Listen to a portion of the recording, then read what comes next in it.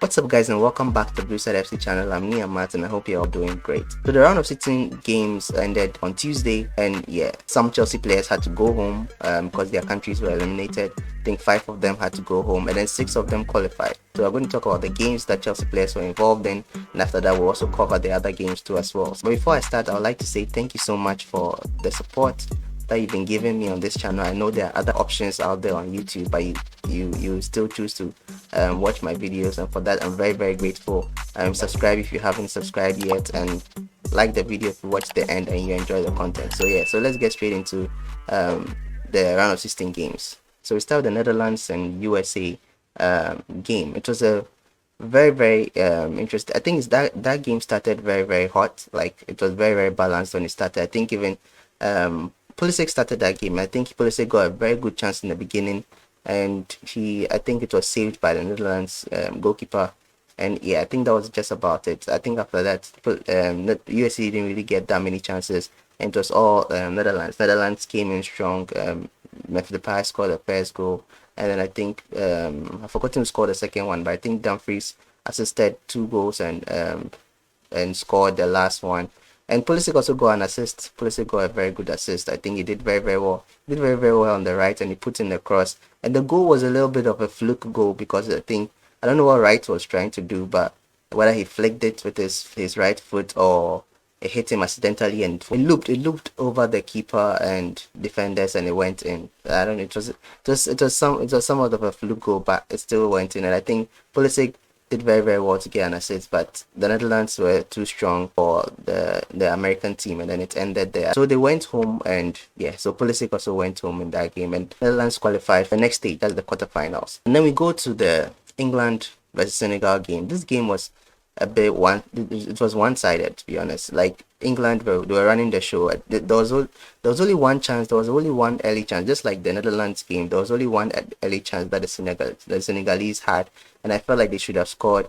But I think that was a wake-up call for the English, and then after that, the English just dominated. And I don't really think that the Senegalese backline did them any favors. Koulibaly was there. I don't think Koulibaly had a very good game in that match. Mendy too. He didn't really make any. I don't really remember him making any saves in that game, because I think the shots to that came in, I don't think he could do anything about it. The goals were scored by Henderson, Harry Kane, and I think Saka. That Saka goal that came into was so easy. Like, nobody was marking Saka, and that ball also came in very easily. I think it was Henderson that crossed it. Was it Henderson or Bellingham? One of them crossed it, and then it went through the feet of Koulibaly before it got to Saka, and nobody was able to stop it. So I think that Senegalese back line let them down.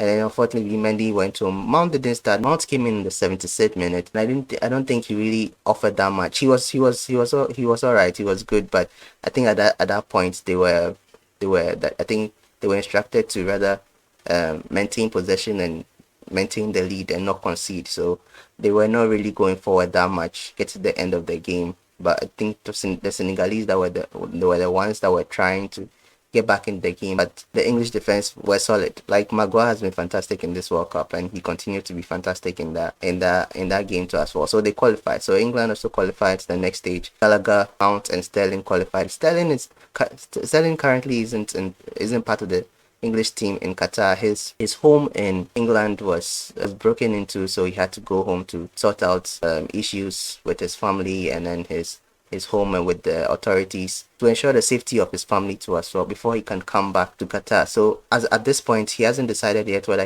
he's going to go back to join the English team. But for now, he's still in England, dealing with the authorities, the police over there. So, but I think he will join them. I think the rumors are he would decide to go back to Qatar to join the English squad. Gallagher hasn't featured in this World Cup, but Mount, after he was benched in the last game, he didn't start this game. I don't think he'll start in the next game too as well, because like, his performance before that against USA wasn't the best. That's why he was benched for their next game. And until he proves that he can be better than Foden or Bellingham, I think for now he'll be benched. So for now, Foden and Bellingham in the team, they are doing better than Mount did when he was in the teams. And then we moved to the Japan-Croatia game. It was a very, very, very interesting game. I loved watching this game. This game was fantastic because, like, the Japanese in the first half, they were fantastic. They were really, really doing well in the first half. The Japanese even took the lead first.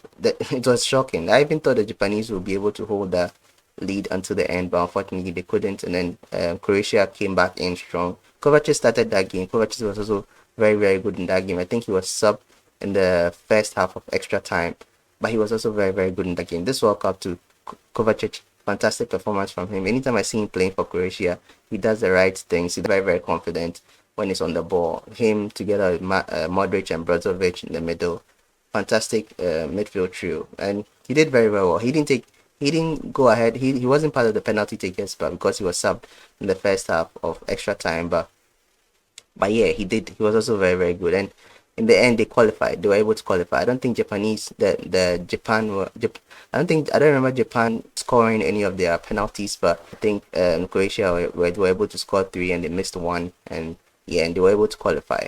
And I said I was supporting Japan and Korea, South Korea in this World Cup after Ghana was eliminated and Germany was eliminated, but yeah, now both of them have been eliminated. I don't want to say I'm supporting anybody else, but if I say it's going to be, they are going to be eliminated as well, so I don't want to do that.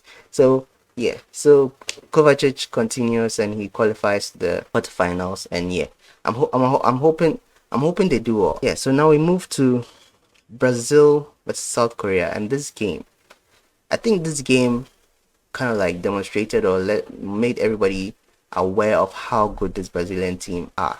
And I mean, in this game, they were fantastic.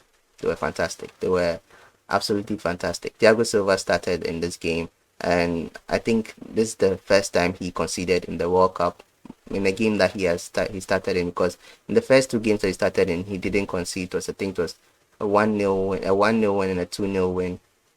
He didn't concede, but this one he conceded later on. And the South Korean goal was very, very good. It was one of the best goals I've seen scored in this World Cup. Richarlison's goal too was also very, very good. It was neatly worked. I don't know how he was able to maintain possession after bouncing the ball on his head, trying to juggle the ball on his head 3 times. Brought it down, made a pass. Thiago Silva also got an assist. Yeah, he got an assist for Richarlison's goal. Beautiful assist.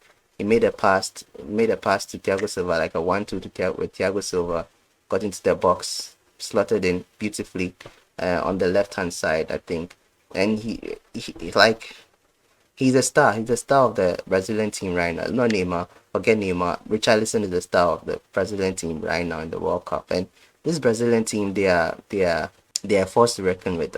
I honestly can't see who would beat them in this World Cup. Probably France. I think France are the people I think that I think France is the team that I think can come close to beating Brazil. But the other teams, I don't think they are good enough to beat them. But it's football. They can anything can happen. Anything at all can happen. So yeah, Brazil was able to qualify. Thiago Silva was able to captain them and lead them to the quarterfinals again. So we'll see how they do. We'll see how they fare. And then the shocker of the round of 16 games was when Morocco beat Spain on penalties, and they knocked out Spain. They were able to kick Spain out of the World Cup, and they qualified. So Morocco becomes the fourth African team to reach the quarterfinal stage of the World Cup. He joins Ghana, Cameroon, and Senegal. But yeah, I'm also happy that they qualified. Ziyech, fantastic performance again from him. And you could see at the end of the second half extra time, the Moroccan players were tired because they were chasing the game. They were not behind, but they were chasing the game throughout because Spain were in full possession. I think at the end, Spain was like 70%, 70 something percent possession, and they were passing the ball amongst themselves, but they were not clinical. They were not finishing their chances, and I think that was the main issue. Morocco also had chances that I think they could have buried, but they were saved by Unai Simon. Very, very good saves from him, but he wasn't able to save any of the. I think did he save one? I think he saved one of the Moroccan penalties, but apart from that, he didn't save the other ones too. But the Moroccan keeper Bono, he did very, very well. Like, fantastic performance from him. The saves that he made even in the game, and then the saves that he made in the penalty shootout, fantastic. I think he deserves a statue even in in Morocco. He deserves a statue there. But yeah, they did well. They qualified. Hakimi, fantastic performance. There's this defensive midfielder in the Moroccan national team. Fantastic. I've forgotten his name. I have to check his name. Let me check his name. I think it's Amrabat or something like that. Very good, very good performance. Sofiane Boufal, good performance from him. Like the players were just too good. Their defense was solid. That was one thing that helped the Moroccan team. Their defense was absolutely solid, and they did very well in blocking all the chances or the efforts that came in from the Spanish team, and they did well. And unfortunately, it was unfortunate to see Azpilicueta go out. I think this is definitely going to be his last World Cup, and but it was good to see Ziyech going. And as an African, I was happy for Morocco. I was happy for them to qualify. I hope that they become the first African team to qualify to the semi-finals. Like I said, Ghana came close, but we didn't do it. So I'm hoping that they do it. I'm hoping that they do it as well, and hopefully also get to the final. I know that's a big ask, but I'm hoping that they also qualify and go to the semi-finals. And then the last game was the Portugal versus Switzerland, where Zacharias in the Switzerland team, he didn't start, but he came in the second half after the Portugal third goal. Portugal scored them 6-1, and that was a very that was a very difficult one. I think the big headline was that Cristiano Ronaldo started on the bench. I don't think he bothered that much because he was celebrating with them. He was happy about them. He was happy that they were doing well. Ramos scored a hat-trick. To be honest, I never heard of Ramos till this game, but he did very well in the game, and I'm very sure some teams now I'm very sure he'll be on the radar of certain teams now, and yeah, because he had a very good performance. All those goals were wonderful goals, and they were able to kick Switzerland out of the game. He did well. Zakaria did well when he was on, but I think the game was already gone when he came on, so there was nothing they could do. There was nothing they could do. And they added more goals. I think when he came on, there were 3 goals down, and then they added more goals after when he came on. So I don't want to blame him alone, but the Switzerland team were no match for the Portuguese team in that game. So yeah.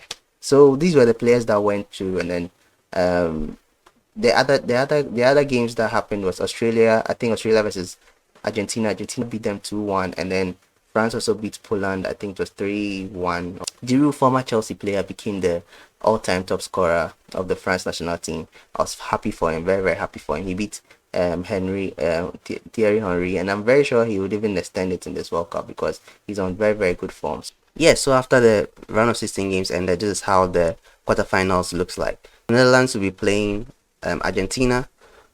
Croatia will be playing Brazil, Kovacic versus Thiago Silva. England versus France, the English Chelsea boys versus their former mates Giroud, and then Morocco versus Portugal. Of course, I'll be cheering for Morocco. So these are the matches that will be played in the quarterfinals. Yeah, so that's it for the round of 16 games roundup. 6 players were able to qualify. 5 players are going home. What do you think about it? What do you think about the games? What do you think about the performances of the Chelsea players that were involved in those games? If you've not subscribed yet, kindly subscribe to the channel. If you've watched the video to the end and you like it, give the video a like. And thank you so much for the support, and thank you so much for watching this video. I'll see you guys in the next one. So until then, stay safe.